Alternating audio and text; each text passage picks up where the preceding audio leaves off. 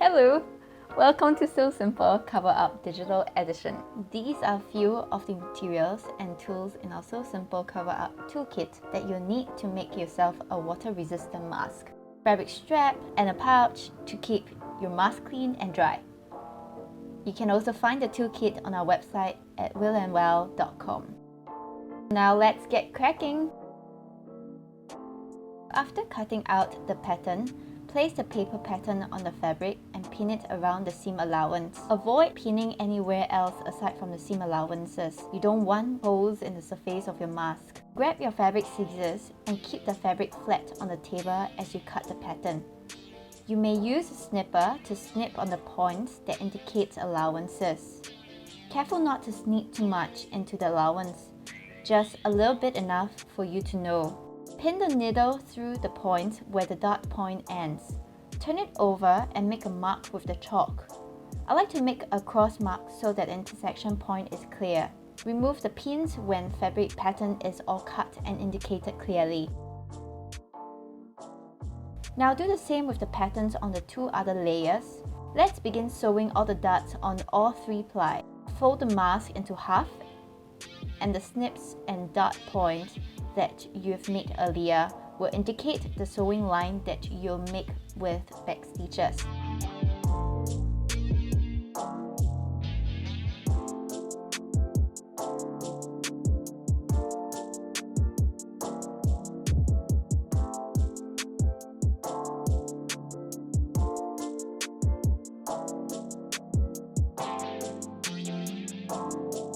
Carefully use a snipper to open up the seams, but be sure not to cut too close into the last few stitches.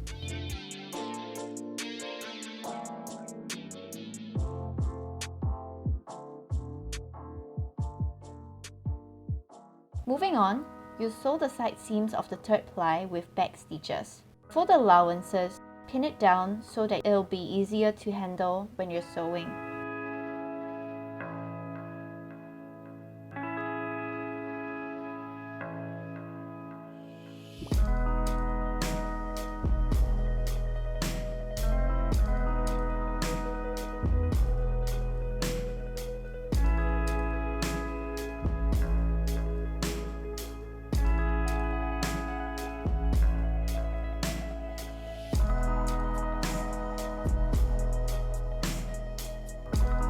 Next, you want to place the three ply together.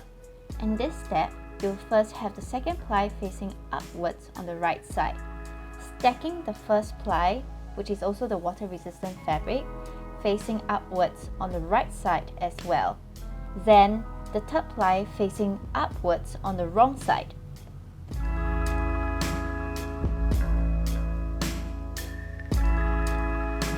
Align the seams and sandwich them with pins to keep it in place as you proceed to sew along the seam allowance with back stitches.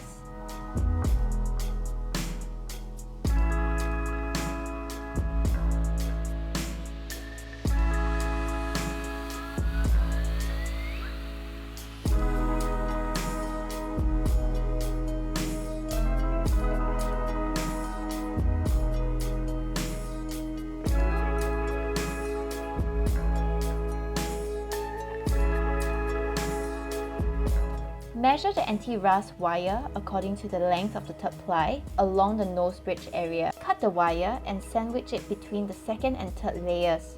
Tuck it along the nose bridge area, pin the layers with the wire between, and backstitch the layers to keep the wire in place.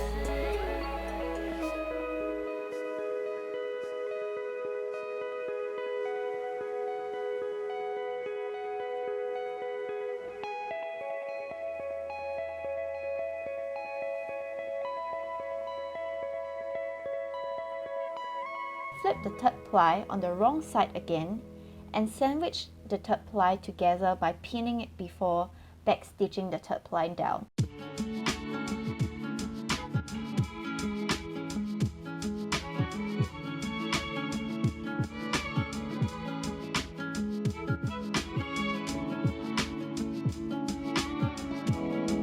Turn the mask inside out, iron the bottom seam flat. Be careful to watch the temperature of the heat used on the fabric. Do a top stitch to prevent the back layer to roll over to the surface for neat finishing. We're now almost nearing the end of your mask construction.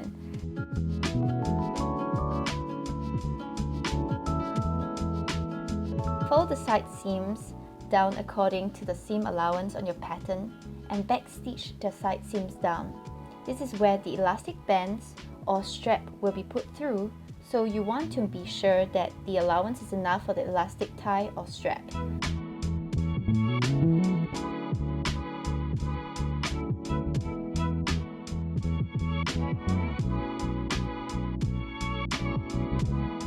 I've also used a loop turner to pull the elastic band through the side seam. You may use a chopstick or anything else to pull it through.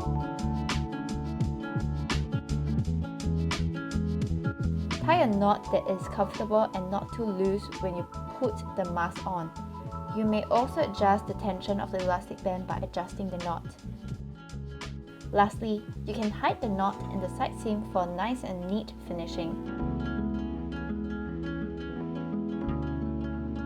Whee! Here is your handmade mask.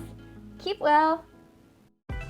Here, I'm using the seam outer fabric to make a matching strap to replace the elastic band when the going gets tough. More like tight and uncomfortable on the ears. Use the chalk to mark the pattern of the strap, and here I have marked out 3 by 150 cm. Keep the fabric as flat on the table as you use the fabric scissors to cut the pattern. Use an iron that is tuned suitable for the use of the fabric and fold the sides in equal distance of 0.5 cm. Iron the sides flat across 150 cm.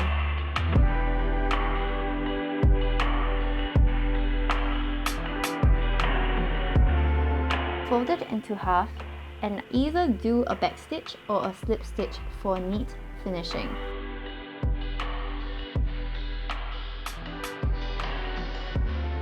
I've used a loop turner to slot the strap through the sides of the mask and to the other side for a different way to put on your mask.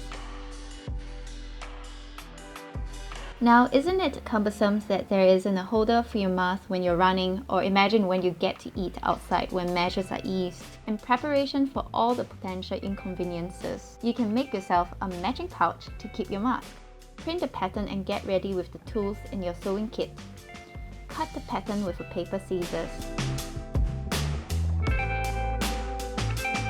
Pin the pattern on the fabric that you are using.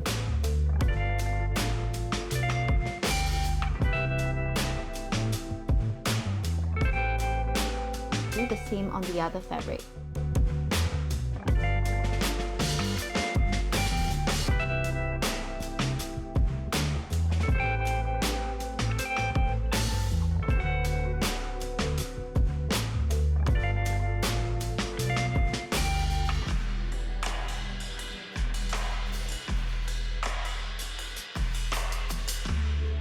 Sandwich the right side of the fabric facing together. Pin the layers down and sew all around, leaving a gap enough for the pouch to be turned inside out.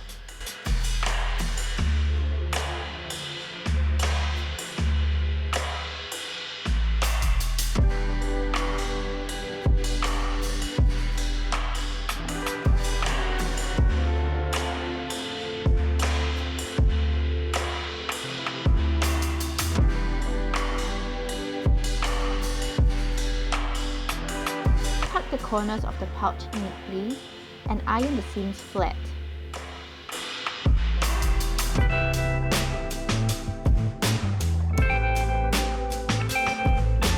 Next, iron the strap 0.5 cm in on both sides.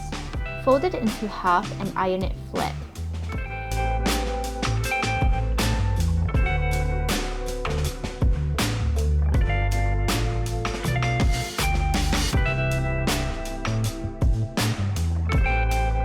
One side of the breadth of the strap inward, iron it flat and stitch the snap buttons on.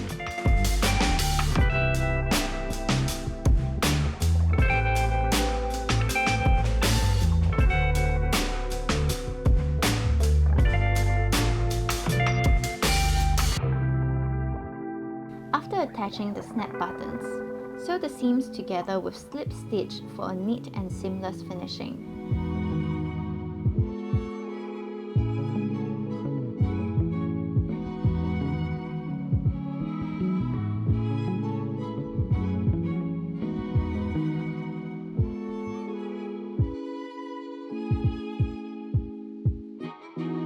Lay the right side of the pouch fabric facing upwards on the pattern.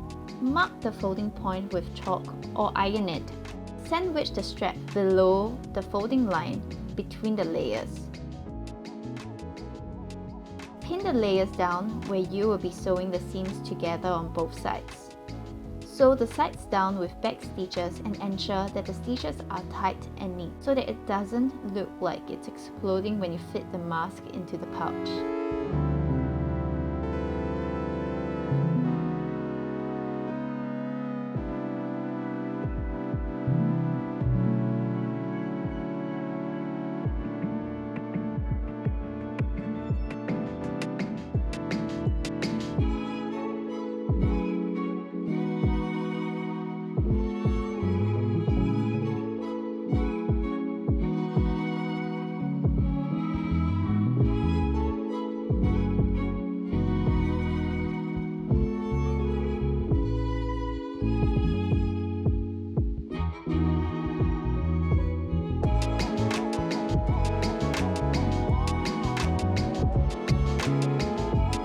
Now fold your mask nicely, keep it clean and neat in your pouch.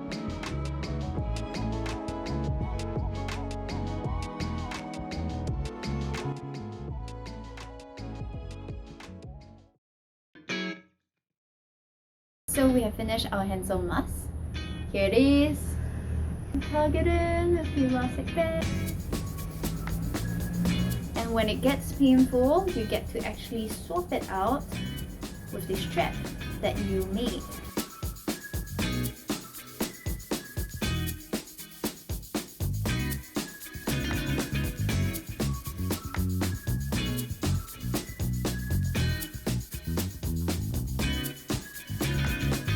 Behind your ears.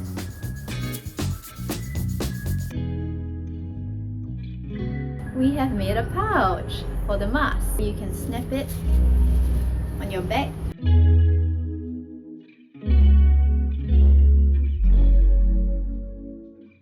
Thank you for tuning in and for learning how to make this hand-sewn mask with me. I hope that this process has been therapeutic for you and that you have picked up a new skill and that the mask serves you well. Thank you!